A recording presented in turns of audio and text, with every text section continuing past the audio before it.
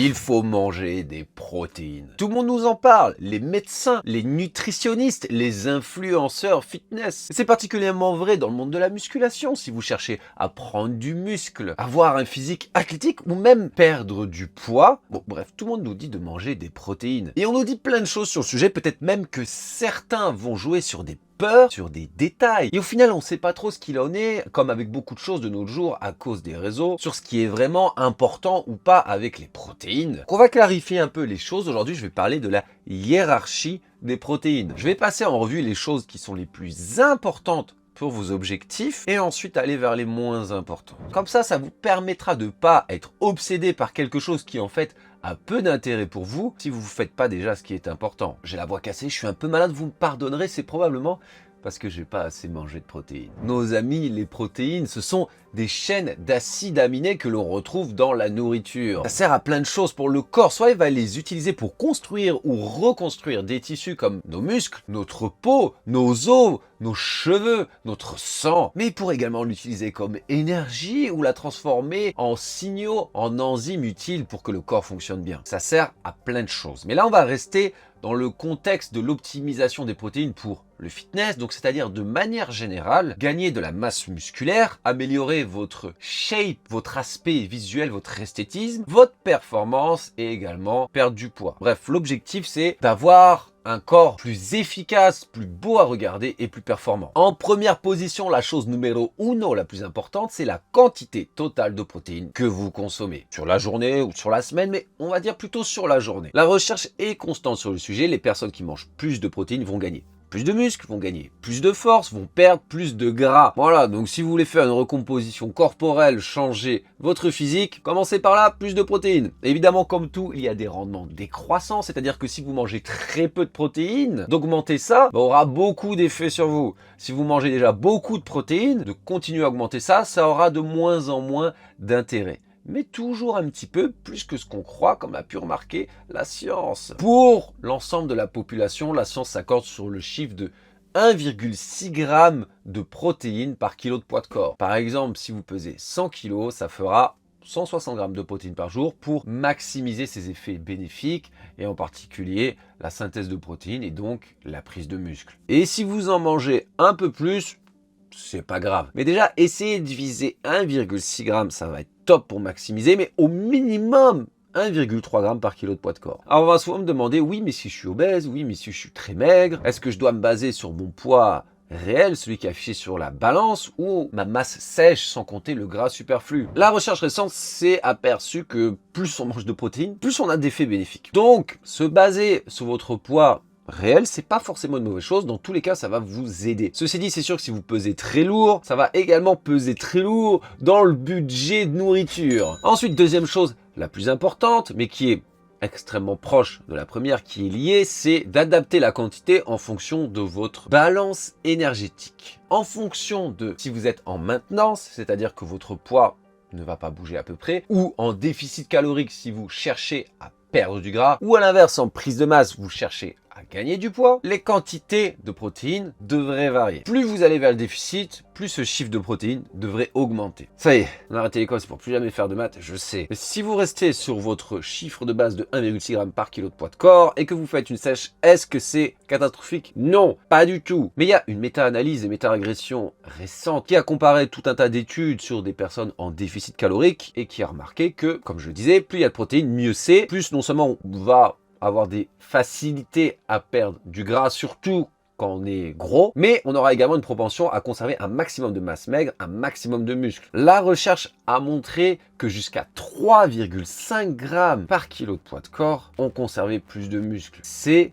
énorme. Ça va être intéressant d'augmenter les protéines. Plus le déficit est important et long, plus on est sec. Si vous êtes un culturiste naturel, que vous êtes déjà bien sec à 10% de masse grasse et essayez de tomber à 6, vous auriez intérêt à manger un maximum de protéines pour conserver un maximum de muscles et donner le meilleur rendu visuel. Ensuite, troisième chose la plus importante, ça va être la dose par repas, donc c'est la quantité de protéines que vous consommez Pour stimuler de manière robuste la synthèse de protéines, il faut avoir une certaine quantité. C'est comme si vous avez un mal de crâne et que vous prenez du Doliprane, mais que vous prenez juste une pastille de 500 alors que vous pesez 110 kg, vous risquez d'avoir toujours mal au crâne. Il faut qu'il y ait une certaine dose pour que le corps soit construit du muscle. De manière générale, il faudrait que vos repas contiennent entre 20 et 40 grammes de protéines. Là, on est dans le bon. Ceci dit, vous pouvez également augmenter la dose. Il y a l'étude du barbecue qui est très intéressante, qui mettait les participants dans des conditions particulières et leur donnait des protéines, soit c'était 30 grammes, soit 100 grammes de protéines. Ils sont aperçus qu'une dose de 100 grammes de protéines continuait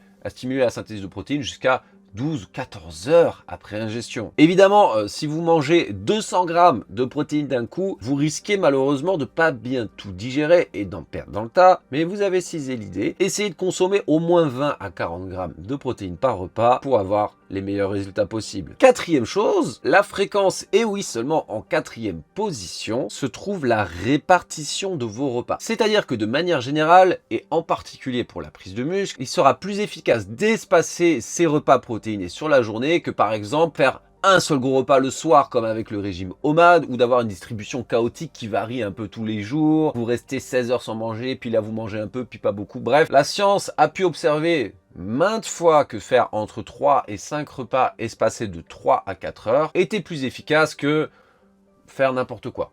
Et là, j'entends déjà crier, hurler à la mort, disliker ma vidéo, les pratiquants du jeûne, les pratiquants du OMAD, en me disant « mais c'est n'importe quoi, j'ai quand même gagné du muscle, j'ai quand même perdu du gras en faisant le jeûne et faisant qu'un seul repas par jour. » Oui, bien sûr, comme je vous l'ai dit, c'est qu'en quatrième position. Il y a des choses plus importantes que ça et vous pouvez très bien gagner du muscle et perdre du gras en faisant par exemple qu'un seul repas par jour, même si c'est moins optimal. Dans ce cas-là, il faudra veiller à ce que les autres facteurs soient respectés. Si vous faites que 2 ou 1 repas par jour, il faut faire attention à ce que vous ayez votre total de la journée. C'est-à-dire si vous faites le régime OMAD, un seul repas par jour le soir, et que vous mangez un blanc de poulet, mais qu'après à côté c'est des Oreos, des donuts et des chips, et que vous ayez que 50 grammes de protéines sur la journée, et dans ce cas-là, pour vous, ça va être encore plus important, si vous avez une fréquence hasardeuse, chaotique, mal répartie, de respecter votre quantité de protéines totale et de l'adapter à votre contexte si vous êtes en déficit, etc. Plus, également, idéalement si possible, de respecter les facteurs suivants. Cinquième point important, la qualité des protéines. D'habitude dans la vie c'est l'inverse, la qualité est plus importante que la quantité, mais certainement pas pour ce qui concerne nos protéines. Ce point-là est particulièrement important si votre quantité de protéines n'est pas respectée. Qu'est-ce qu'on entend par qualité? Déjà, il y a la biodisponibilité et la digestion. Bon, moi j'ai un estomac de Doberman, je suis un animal, un porc, je peux tout manger, il n'y a pas de souci. Mais certaines personnes auront du mal à digérer certaines protéines. Par exemple, le fameux gluten. Si vous êtes allergique au gluten, vous ne le digérez pas, arrêtez d'en manger, ou du moins ne le comptez pas dans vos protéines, parce qu'a priori vous n'allez pas l'assimiler et ça va servir à rien pour votre corps. Ensuite, il faudra veiller à ce que ces protéines contiennent suffisamment d'acides aminés essentiels, les 8 qu'on ne peut trouver que dans notre alimentation, et en particulier la leucine, qui sera le premier facteur d'hypertrophie. Ces acides aminés, c'est vraiment l'interrupteur, on appuie sur le bouton pour créer du muscle, et les autres vont servir de briques pour construire ce muscle. Si vous êtes omnivore, il n'y a pas de souci, a priori. Ce qui contient le plus de leucine, c'est la viande, les œufs, le poisson, la whey. Et idéalement, vos repas devraient comprendre entre 0,7 et 3 grammes de leucine pour des résultats maximisés. Si vous êtes végétarien ou vegan, les sources de protéines qui en contiennent le moins, ce sont les lentilles, les haricots et les céréales. Mais vous devriez plutôt vous orienter vers le quinoa, la protéine de pois ou le tofu. Alors ça ne veut pas dire par exemple que si vous mangez des lentilles seules, ça aura aucun effet pour vos muscles, bien sûr. Mais si vous mangez une combinaison de lentilles et de tofu, ça sera plus efficace car la leucine présente dans le tofu va aider à ce que le corps utilise vraiment les protéines des lentilles pour créer du muscle. Sixième point important, la chronologie des protéines, le timing, quand c'est que vous les consommez. Donc ça pourrait rentrer dans la fameuse fenêtre anabolique. Oui, ça, avant, c'était quelque chose avec lequel on nous martelait. Il fallait absolument manger des protéines juste après notre entraînement. Sinon, on loupait cette opportunité de créer un maximum de muscle. Évidemment, la recherche s'est aperçue que c'était pas aussi important ça, du moins que la fenêtre est beaucoup plus large que ce qu'on pense. Il y a une part de vérité là-dedans, c'est-à-dire que par exemple l'entraînement va affecter les translocateurs GLUT4, donc qui sont des protéines qui servent à transporter les nutriments. On pourrait dire votre insuline en gros. Si vous vous entraînez, ces translocateurs auront plus tendance à vouloir emmener vos nutriments vers vos muscles et moins vers vos gras. Donc si vous mangez après l'entraînement, vous aurez plus de chances que ça serve à construire du muscle et moins à être stocké dans votre ventre. En réalité, cette fenêtre anabolique, elle est beaucoup plus grande que ce qu'on croit. Elle dure des heures. Ne vous prenez pas la tête. Vous êtes entraîné, vous rentrez chez vous, vous cuisinez un bon plat, il n'y a pas de souci, même s'il faut attendre, ne vous inquiétez pas, vous n'allez pas vous étioler et devenir rabougri. Si vous avez mangé par exemple un goûter avant farci en protéines, il y a forte chance qu'il y ait toujours des acides aminés dans votre sang. Mais par contre, comprenez que si les autres points ne sont pas respectés ou moins, là ça devient intéressant. Si vous vous entraînez ultra dur, vous faites une séance jambes de l'espace et vous ne mangez pas pendant 5 heures derrière, là, ça commence à être contraignant, du moins, ça va certainement diminuer vos capacités de récupération. Par exemple, vous faites très peu de repas dans la journée, vous en avez qu'un ou deux, je vous conseille que ces repas soient autour de l'entraînement pour maximiser vos résultats et mieux récupérer. Et enfin, le 7e point, ce serait plus un bonus qu'autre chose, ça va être de consommer des protéines avant de dormir. Des études, par exemple une récente qui est beaucoup circulée sur les réseaux, ils ont comparé deux groupes, un qui consommait des protéines avant de dormir et l'autre non, et celui qui consommait des protéines avant de dormir avait gagné bien plus de muscles. Ceci dit, comme la plupart des études, ce qu'ils ont oublié de vous dire, c'est qu'en allant fouiller, forcément...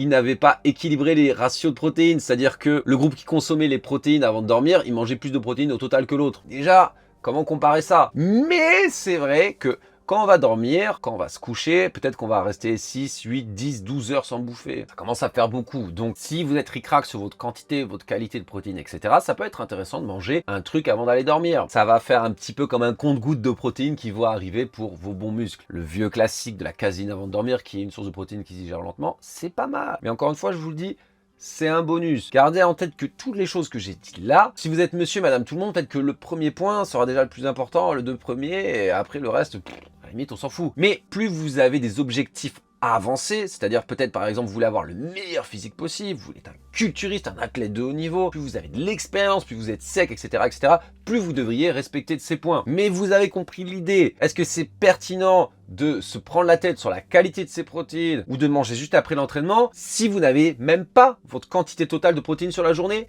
Non, vous avez d'autres priorités. Donc concentrez-vous d'abord sur ce qui est en haut de l'échelle et après on verra pour le reste peut-être. Si vous avez aimé la vidéo, si vous avez des questions sur les protéines, n'oubliez pas de la liker, ça vous fera dépenser une calorie. Et pour les questions, allez-y en commentaire, lâchez-vous. Si vous avez besoin de coaching personnalisé, allperformance.fr ou directement sur mes réseaux. Et si vous avez besoin de compléments de qualité, en particulier de la délicieuse whey française de qualité Broadway, code ALL10 pour 10% de réduction. Et en attendant, je vous dis à la prochaine.